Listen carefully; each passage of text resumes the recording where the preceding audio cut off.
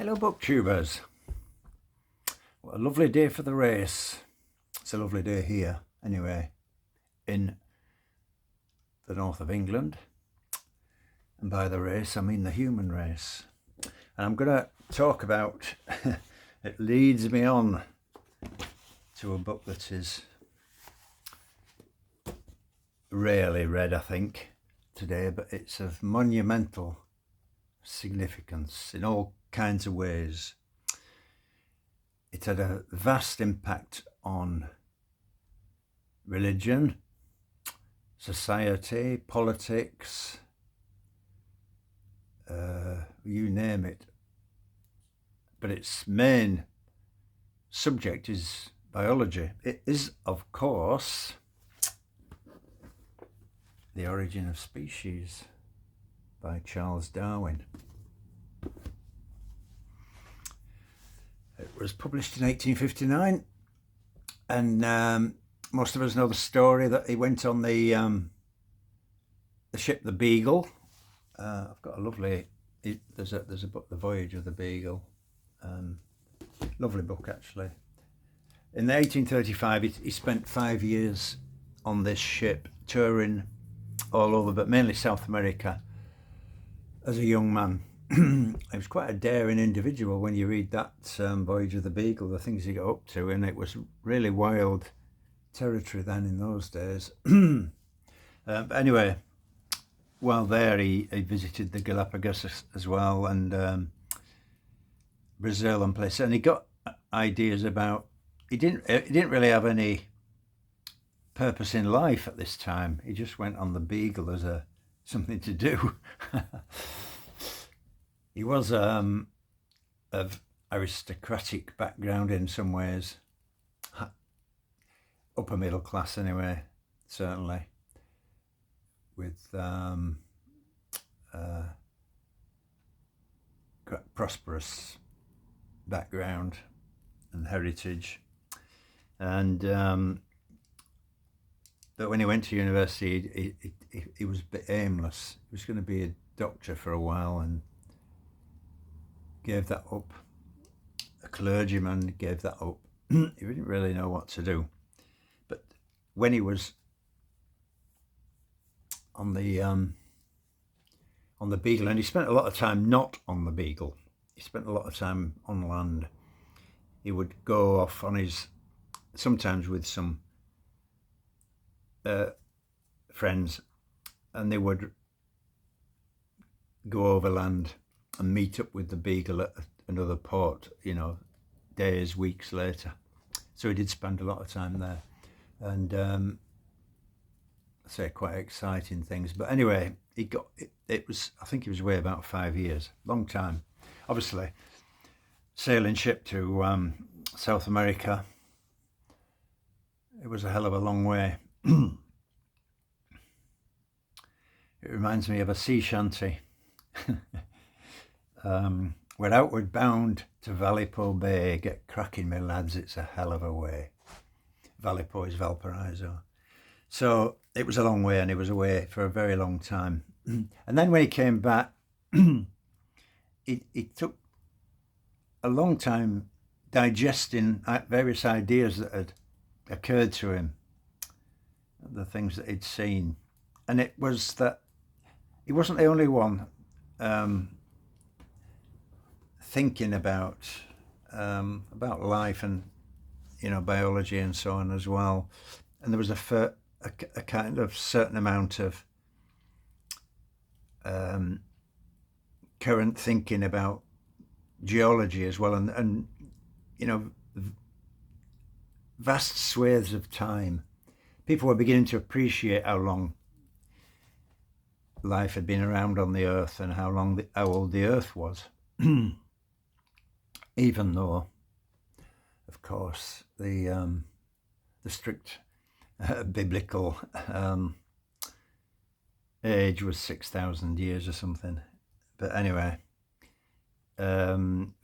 various discoveries had been made, or theories were being put forward about geological time and the vastness of it.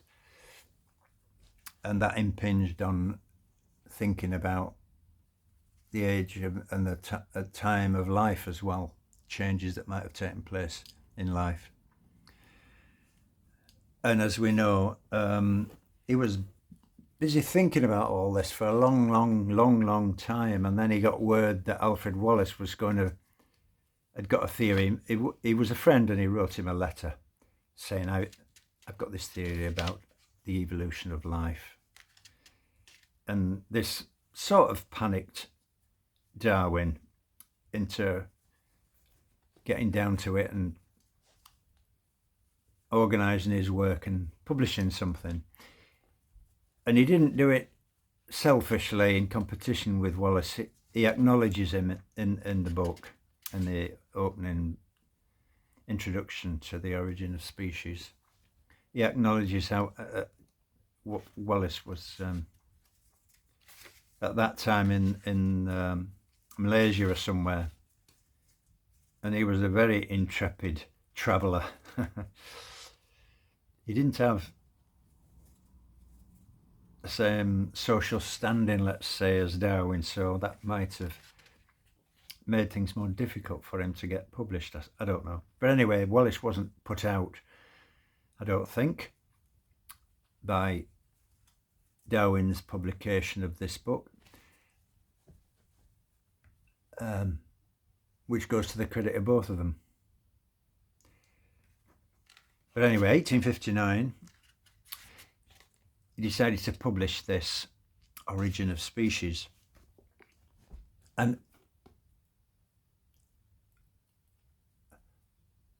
it's not a very easy book to read, because what it is an explanation of a theory in very logical steps. It's for the general reader. It's not for a specialist, a scientist, or a biologist particularly. And Darwin takes care to show his working out, if you like a mathematical theory or something. And he goes in these stages, and he mentions objections and tries to answer them. So in a way, it's a little bit laborious, and you have to really focus. But he certainly could write. The language is beautiful and measured and carefully chosen.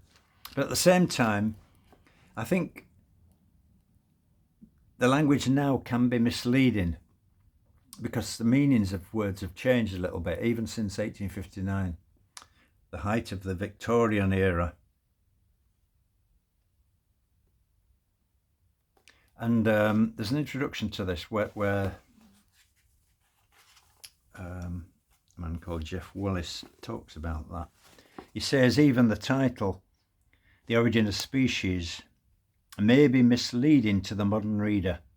It would be more accurate, if a touch less enticing, to have named the book after the massive ongoing work of which it was a fairly hastily written abstract, Natural Selection. For the origin is Darwin's explanation of his theory of natural selection. The principle underpinning this theory is that no species is immutable. All have evolved and are continuing to evolve over vast periods of time.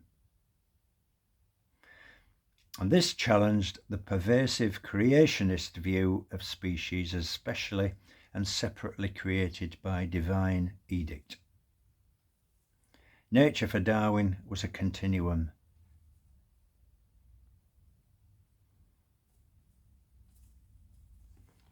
And as I say, other people were thinking along those lines at that time as well, at the same time.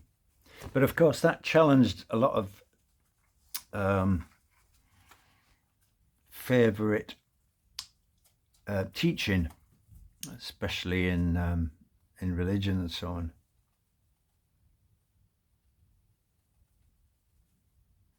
So he starts off, the book starts off, and yet you might expect it's going to start with something about the finches in the Galapagos or something, but it doesn't. It starts with pigeons.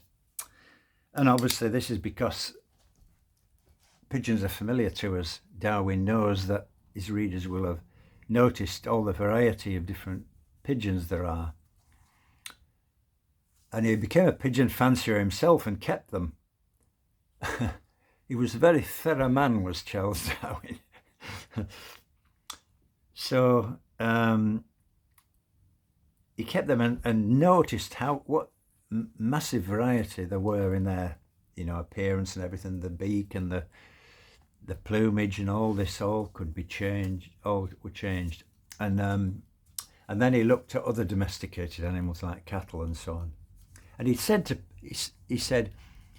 if you told, a pigeon fancier or a farmer that his Hereford cow its progenitor was a kind of longhorn cow, or an animal anyway, he just wouldn't believe you. And the same with dogs, for instance. You can't believe a Chihuahua comes from a wolf, can you? It looks utterly ridiculous. So people don't believe it. So that's his first chapter, and in that is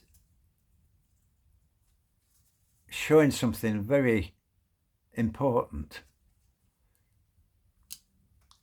that looks can deceive, and that our common sense just isn't good enough. We can't, with our common sense, comprehend these vast periods of time, for instance. So you can't believe a Chihuahua comes from a wolf. You just can't believe it. But that's because we have no ability to really appreciate the length of time that's gone on. But Darwin shows in the pigeon, even short periods of time, these massive changes can be made. So anyway, that's his first chapter, and then he goes on in the next one to talk about variation in nature.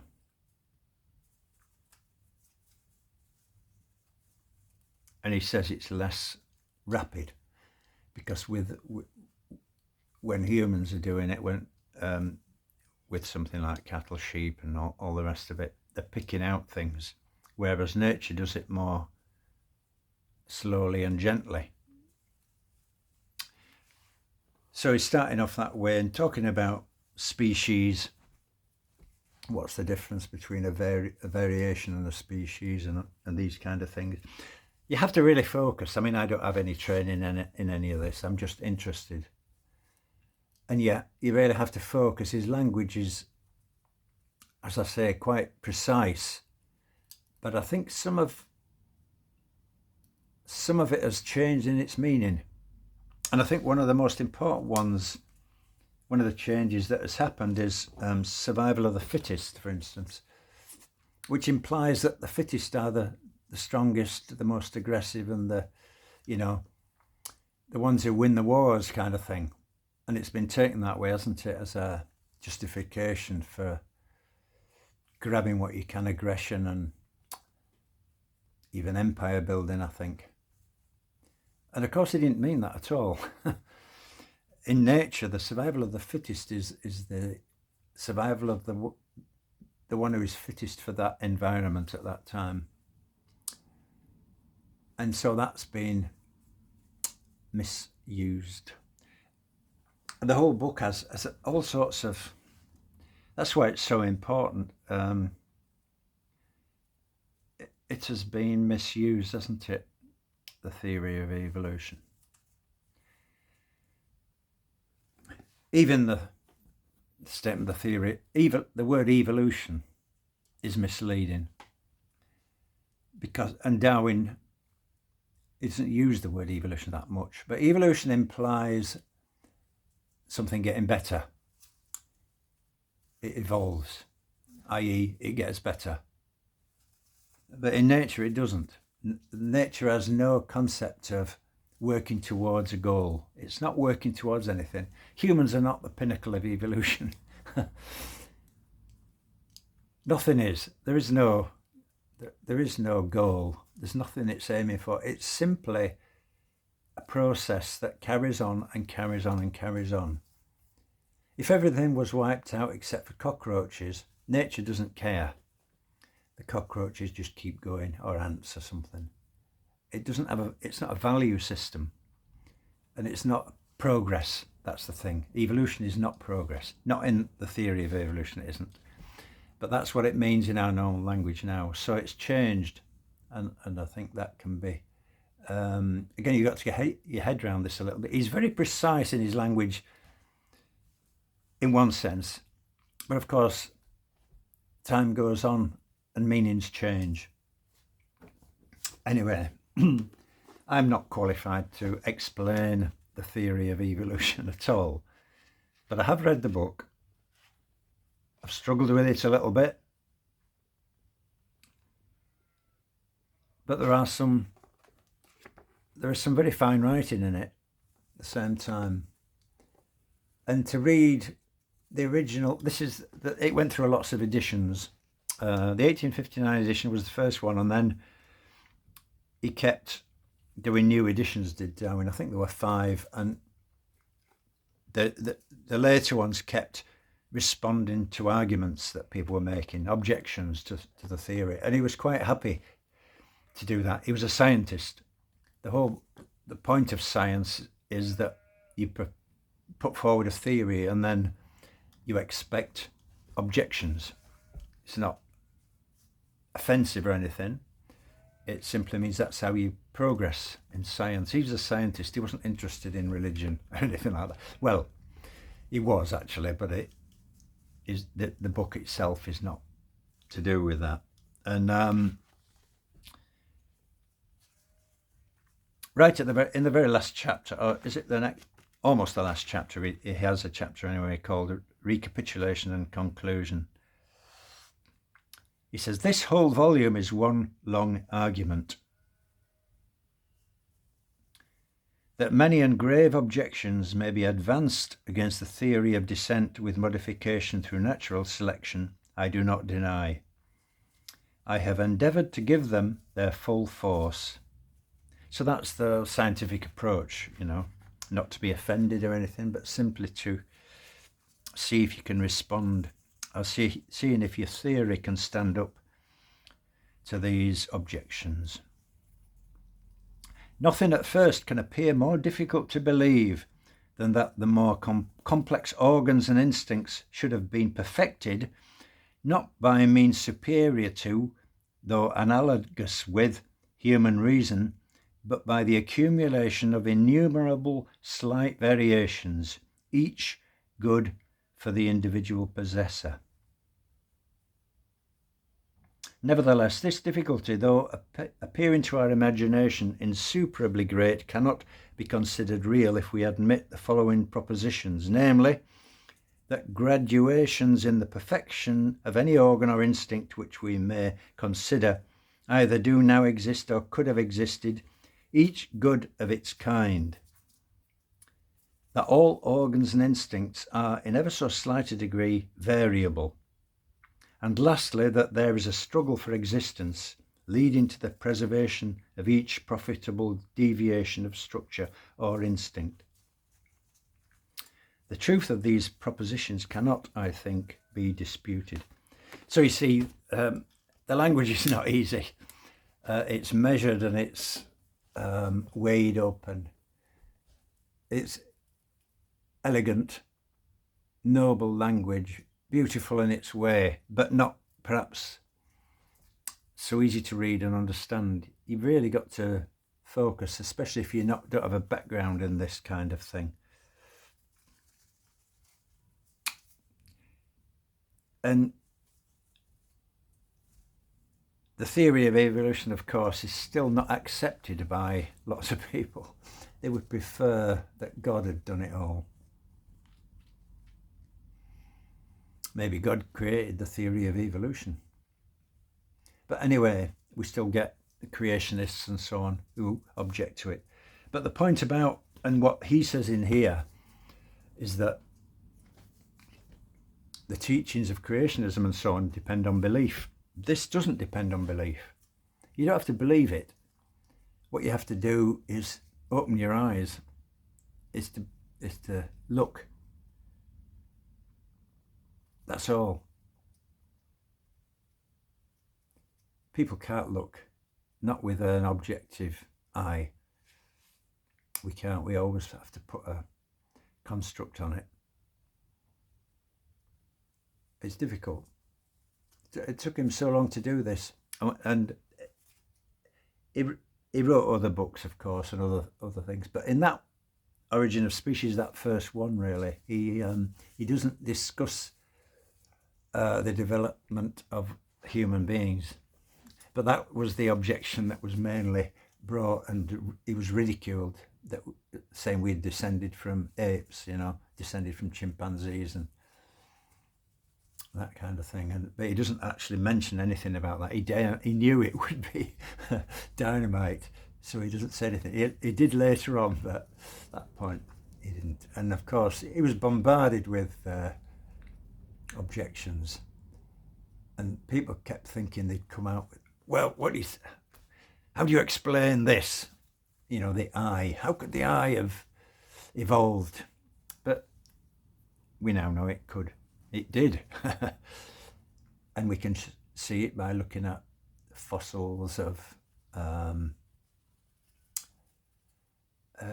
trilobites. Yeah, they had rudimentary eyes. And it goes on in that way.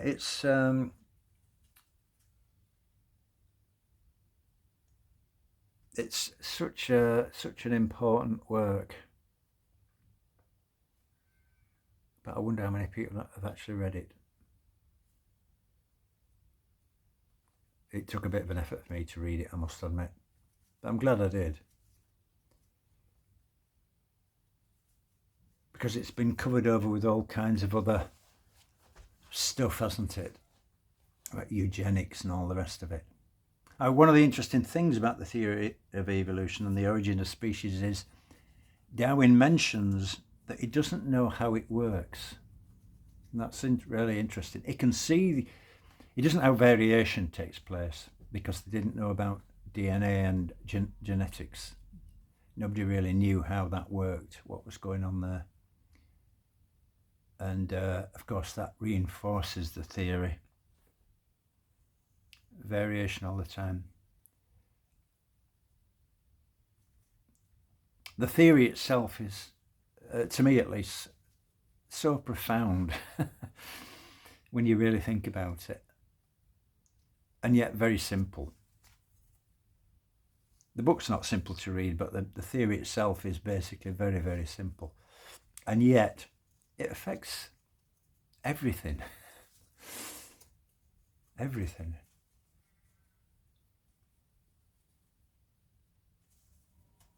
Even what kind of a day you're going to have tomorrow. I mean, in a way. It's still being debated, and people do PhDs on things about the theory of evolution, and still books being written about it.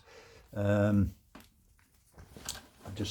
haven't read this yet, but Richard Dawkins, this just came out, got it from the library. Richard Dawkins, The Genetic Book of the Dead, a Darwinian Reverie. I just saw it in the library today, in fact. And then people like Stephen Jay Gould, very popular writer. I have read this, I can't remember much about it. But it's still very much current, and there has been a recent attempts of regression, haven't there? At the theory of evolution. And there's been some success with by the reactionaries.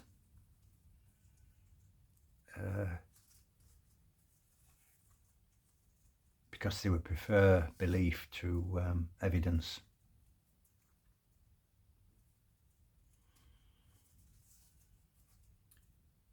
So, a challenging read. There is some pleasure in it. It's not just hard work. And somehow, having read the book, I feel I understand the theory a little bit better. I know people have added a lot to it over the years. knowledge has come forward and everything, but I don't think anything has refuted it. And Darwin was so thorough in many ways. He wrote a whole, I don't know about book, but a whole thesis about earthworms. He studied them. There's this story about him, was it playing the trombone to earthworms to see if they could respond to music. And studying things in that minute detail.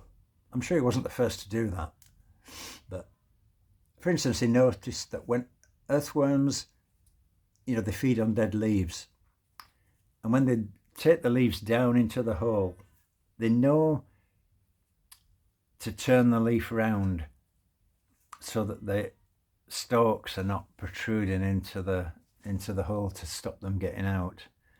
And Darwin calls that intelligence. And in a way, most life forms have intelligence, but it's not intelligence as we know it. We think that human intelligence is the best. We're the only ones who have it, we probably think. We're the only ones who have, we're superior, aren't we? But, maybe the ants think that.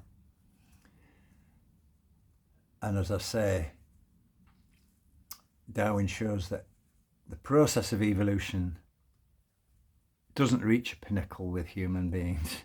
It's not aiming, there's no director. It's this impersonal movement of change.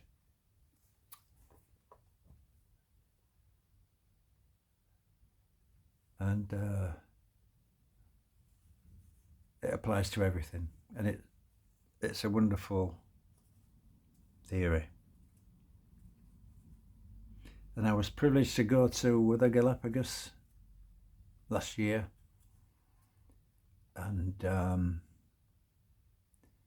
I saw the finches, and that's one of the things that gave Darwin a clue, that with these different beaks, on the different islands in the Galapagos, some of them have little squat beaks for eating seeds, and others have long beaks for eating insects. And there wasn't much movement between the islands, so the birds evolved differently on each island. There were no human beings living on the Galapagos. There's no water.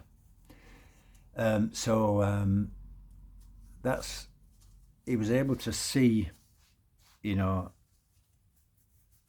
creatures, similar species, but evolving in different directions because of their individual environmental constraints.